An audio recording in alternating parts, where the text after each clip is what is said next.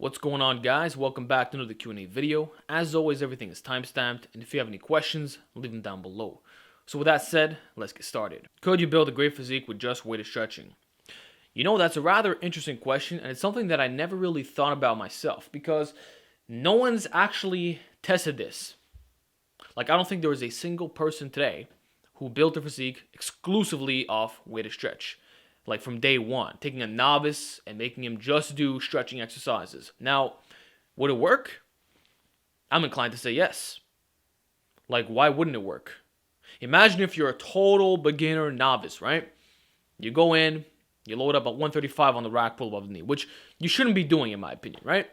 And you gradually build up to the point where you're doing 1,000 pounds. Well, it's all weighted stretch. You never did a shrug, but your traps are going to get big by that point. So technically from day one, you can pull it off.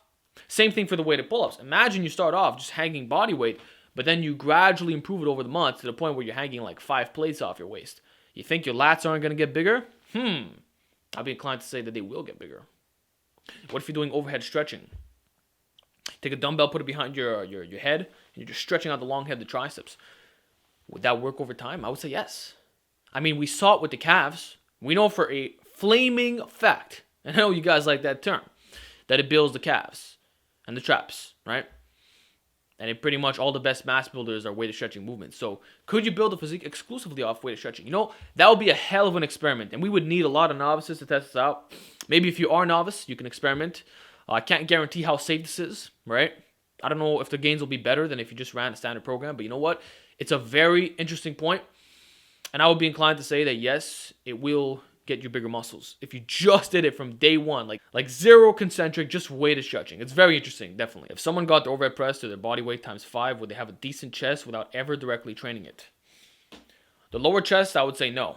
I mean, it's just anatomically, you're not working your lower chest that much on overhead press. However, your upper chest, I think if you can do your body weight for 5 reps, your upper chest will thicken tremendously. That's what happened to me when I got to that amount, and it's a beautiful thing. So yeah, for upper chest, I mean, we've seen it time and time again. The overhead press, especially done with a pause, is a really good mass builder for that area. So I think you're going to get good gains there. But for the lower chest, nah, man. I think you need to do some weighted dips, some bench, maybe some flies, some push-ups, something additional. Now, if you decide to run an overhead press specialty program and you don't want to lose your chest gains, well, just throw in some push-ups and maybe some flies here and there, or just switch your weighted dips. You're going to be fine. That's what Bill Starr used to do. Bill Starr recommended overhead press paired weighted dips. You do that, you're not going to be lagging any type of way. What is the best deadlift variation to build up my abs? I would say it's the Jefferson deadlift, for the simple reason that you're in a straddle stance and you're going to work your obliques more than any other variation. So for that reason alone, it makes it the best ab builder in a sense. Your midsection anyway. For me, I don't like to think of it in terms of just abs, all right? I like to think of it in terms of the entire core, lower back and abs, and that of course includes the obliques. So the best core exercise in terms of deadlifting, I would say the Jefferson stance 100%, because no other version allows you to overload the core to that extent, you know? So yeah, that's what I recommend. Bands overload the top, any way to overload the bottom exclusively. The only way to do that really is with weight releasers. This is a special device that not everyone has access to, but you clip it onto the bar, and as you lower the weights down to your chest, it's heavier, right? But then they eventually fall off. They fall off on the concentric. And you can only use it for 1 rep. So it's a little bit tricky. I would say a more feasible option, which again is kind of weird, would be to have a spotter push on the bar down on your chest. So you could be down here and you have a spotter really push on it, and then for the concentric, he lets go and you just blast it. I suppose that would be one way, although it's kind of hard to track your progress. And it's a weird way to do this. The best way you can do it, besides weight releases and spotters, is by just increasing the range of motion. Again, you're not overloading, but you are making the joint angles such that the top is going to be a lot easier than the bottom. So on the bench press, you could do a camber bar bench. Just a simple example like that. On your Z press, instead of doing it at the chin, you could go at the upper chest, you know? Little tweaks, increasing the range of motion. Same thing for deadlifts. You could do deficit deadlifts, very, very deep deficit deadlifts. I know my man over at Dairyland Strength, he took 3-4 bumper plates, stood on top of it, grabbed the low handles on the trap bar, and he did 530. That is extreme range of motion. Again, it's not overloading necessarily, but you're working with such shitty joint angles, and the strength curve is such that like it's so hard at the bottom. So if you want to overload, you want to increase your range of motion. That's the best way to do it, hands down. Alex, what is your opinion on having your intensity exercise at the beginning of your workouts and volume at the end? 3 days a week instead of splitting to volume intensity a day, all this full body. Yeah. I used to train like that before I ran naturally enhanced. My system was called the Alpha Body. Some of you may have used it. And it worked very, very good. Basically, it included a 1 rep max, or I would do like a 3 to 5 rep max with back offsets, and then the rest of my workout would just be volume. So I always used to combine volume and intensity, and then I would just increase the training frequency. You know, I would listen to my body as well, and it was highly auto-regulated. So that's the thing, though, right? It's auto-regulated. If you don't know your body, you're gonna fuck this up. Also, it does interfere with the adaptations.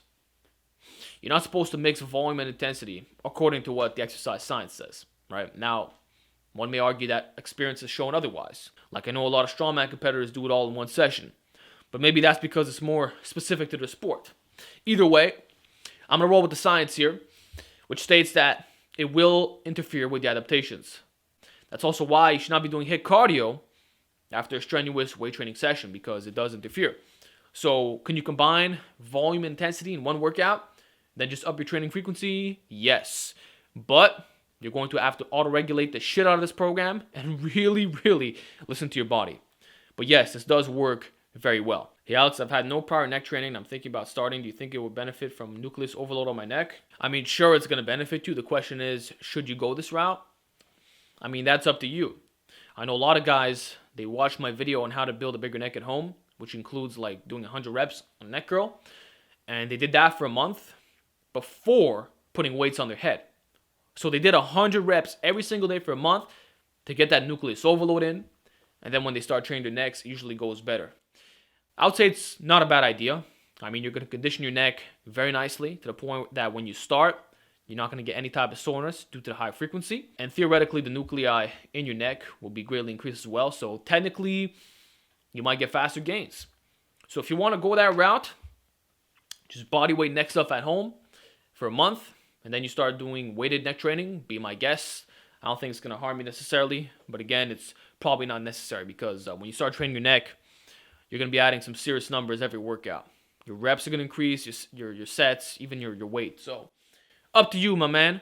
Should you do side neck work, or is it better to just focus on flexion and extension for hypertrophy? Do neck curls and neck extensions build the side and neck too, or only the front and the back? Thanks, Alex. Yeah, if you do a neck curl and a neck extension, that is going to obviously build the side of your neck. There's no way around that. Many of these functions are pretty much the same. And yeah, your neck is going to get significantly thicker. If you do a lot of neck curls, your neck's going to get wider. If you do a lot of neck extensions, your neck's going to get wider.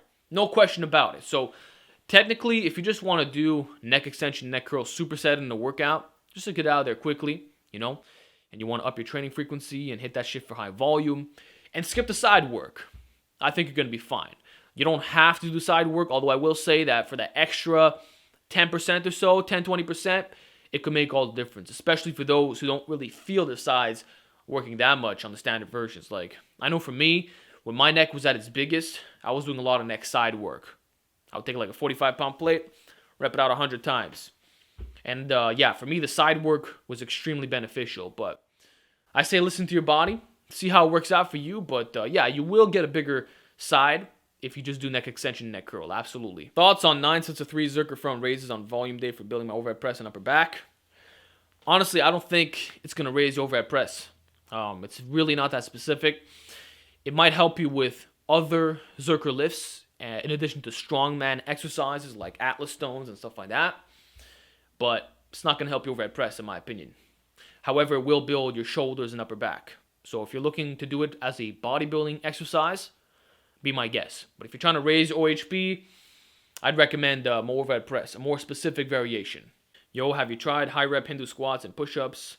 Wrestlers used to do this up to 5K Hindu squats and push-ups to great success. Yeah, I'm well aware of it with the great Gamma. You know, the guy was an absolute beast. I've done a lot of research on him and his training methods. And do I think that it would work? 1,000,000% yes. The only thing is that most people don't have the work ethic to pull this off. Nor are they going to sleep and eat enough to do this. So it's a question of work ethic. But I do think that this does work, and the proof is in the fucking Great Gamma, man. Undefeated. And just look him up. Look up the Great Gamma. You will be blown away at what this man did, you know? So I think for wrestling, it's fantastic, you know?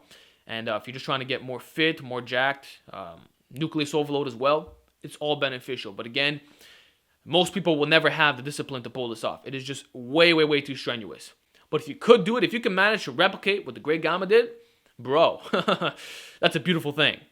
But I'm not going to do it, and I don't think most of you will do it either. Okay, so I can low handle trap bar deadlift 320 for 6, but I can only curl 30 pounds. People look at me in the gym like, what is this scrawny fuck doing, lifting this heavy weight? Do I have shit arm genetics, or is this normal? I wouldn't be so quick to judge your arm genetics, because you have to consider that deadlift strength has nothing to do with curling strength. That's why I see a lot of elite deadlifters with shit arms. Some of the puniest arms I've ever seen in my life are from elite deadlifters. And that's real talk. You don't have to have a strong curl to have a strong deadlift. They're not related in any type of way. The only reason why people do curls is to prevent bicep tears. And even at that, we don't know how much it actually helps. That's why powerlifters do it. And it prevents elbow pain from arising when you bench, especially with the hammer curl. But yeah, you can totally have a strong deadlift with stick arms to go with it. Absolutely. I've seen it over and over and over again. Your case is not unusual. And in fact, I would say it's kind of normal. I've coached people who could deadlift 315 for reps, and they have fucking 13-inch arms. I've seen this over and over and over again. Just go on the internet. You see it all the time. So it's normal. I would say your ratio is very normal. So don't blame your genetics. Start doing some more curls. Do some more curls. Do some more benching. Get stronger triceps. You just have lagging arms. Don't be so quick to judge your genetics. It might just be that your training is not optimal. Will trap bar deadlift burn me out like a normal deadlift would if I did them 3 times a week instead of squats? Nope. That's another reason why I love the trap bar so much. Because there is less stress on the spinal erectors, especially with the high handle version, you can do trap bar deadlifts at a higher frequency. That's also why you can do block pulls at a higher frequency. When you pull off the floor in a conventional stance, if you do that too often, you're going to burn the fuck out. You might get an injury. You might feel drained. You might get a little stiff. It's not recommended. That's why Bulgarian is kind of difficult to do on the conventional deadlift. But Bulgarian works exceptionally well for a trap bar deadlift. Any variation that is not conventional, it works very well. So, yeah, high handle, trap bar deadlift, one of the best things you could do on a high frequency program. Absolutely. What is your opinion about milk? Is it good for muscle building? Is it good for health in general? Okay, for one, yes, it is good for muscle building. There's a lot of growth factors in milk, and it's very high in protein and fat. And it's very calorie dense as well. Now, what do I think about milk beyond that point? I don't recommend it for most people because about 60% of the population is lactose intolerant. Meaning if you consume milk, you're going to be shitting your brains out. So you're going to have digestion issues, malabsorption problems, and you're just going to be shitting all the time. And you're going to feel absolutely terrible. A lot of guys as well, they get skin problems, you know, when they start drinking a lot of milk. I know my man Phil used to break out like crazy when he used to have a lot of milk. So if you have skin issues, probably not the best thing. You know, it can make you smell bad as well. Milk can also lead to mucus development in your throat. You might feel congested. That's one of the reasons why when you're sick, you're not supposed to have standard milk. Because of the mucus, the lactose intolerance, the skin problems, digestion, all that, I wouldn't recommend it for most people. And we can take it one step further, right? These growth factors in milk, although they can help you build muscle, it can also accelerate tumor growth. So, ever thought about that? For example, if you have cancer and you're injecting growth hormone, that can have an effect on cancer cells. So if you're taking milk and there's growth factors in milk, well, if you already have pre-existing tumors, well, it might accelerate their development. I've also heard some people have prostate issues when they have a lot of milk, or the vas deferens thickens up. Actually, this happened to Eric Bugenhagen. When he went to the doctor, it was reported that his vas deferens had thickened up a little bit. And I think that's milk that caused it, to be honest with you. So I don't think milk is really a health food. Whether you're having it raw or not, I wouldn't recommend it. And you can call this bias or whatever, but you know what? I don't have a moral agenda. I'm just stating the scientific reasoning. Am I supposed to touch my chest on the floor press? Well, that's going to be dependent upon your anthropometry. For me, I can touch my chest on the floor press. Whether I'm using a wide grip or a close grip, I touch my chest every single time because I have very short arms and a large rib cage to go with it. Most lifters, I would say, do not touch your chest. No matter what they do with the grip width, it's going to be a few inches off, right? And if that's you, well, you can't do anything about it. You can try to elevate yourself a little bit, so you could lie down on some mats or foam or maybe even blocks or something. But, I wouldn't recommend it. Just accept that this is what it is and learn to love it. One of the reasons why I don't do a lot of floor press is because it's too fucking hard. It's way harder than a flat bench because the range of motion is it's dead stop and I'm touching the chest. For some guys, it's easier because for them, a floor press is a partial, not for me. So you just got to look at your own body and see if you're touching your chest or not. If presented with the opportunity, would you smoke weed? Absolutely not. I don't care if you offer me $1,000. I will not smoke weed. I've been presented it time and time again, many, many times. One thing that I always hear is, hey, Alex, you want to smoke some hashish? I know some guys will say, oh, weed's not that bad. I have my reasons for it. It has to do with my particular genetics and what could come about from using weed, right? And I also believe that it is not the best thing to consume. But again, that's just me. If you enjoy smoking weed and that's your thing, do what you got to do. But I will not do it. I will probably never smoke it in my entire life. All right, guys, final question of the week. Do you still use minoxidil or your hair is terminal yet? I only use minoxidil right under here, okay? See if I lift, it's still a bit patchy right in the center. And I also use it on my connectors for a bit more coverage, as well as the center here. But pretty much everything is terminal. Like my cheeks, all my cheeks are terminal 100%. The neck hair on the sides here, 100% terminal. The mustache, 100% terminal. In fact, I have not applied minoxidil to these areas in months and months and months. Literally the only place that I put in my 1 milliliter, right? It's the connectors to get more coverage, even though this is actually terminal hair on my connectors. It's actually terminal. I just don't have enough coverage, right? So I still applied on the connectors, and I apply it right here, because I want more coverage. And I'm actually seeing new vellus hairs popping out because I'm also derma rolling the area. And I think that with time, I'm going to end up having that full beard. Everything's going to be fucking full. And I noticed too that my beard is growing fast as fuck. This is only a month and a half of growth, bro. It never grew this fast before. So I think I'm going to have a pretty sick beard in 6 months from now. But yeah, I'm still using minoxidil, but only in 2 areas. Minor connector, just a bit of here on the little bare areas, and then right in the center of my neck. But everywhere else, it's all terminal, baby. And if I got off right now, I'd be perfectly happy with my beard gains. But I'm just trying to milk it a little bit more. So yeah, that's it for today's Q&A. Hope you enjoyed it. Give me your questions down below, and I'll answer them all next week.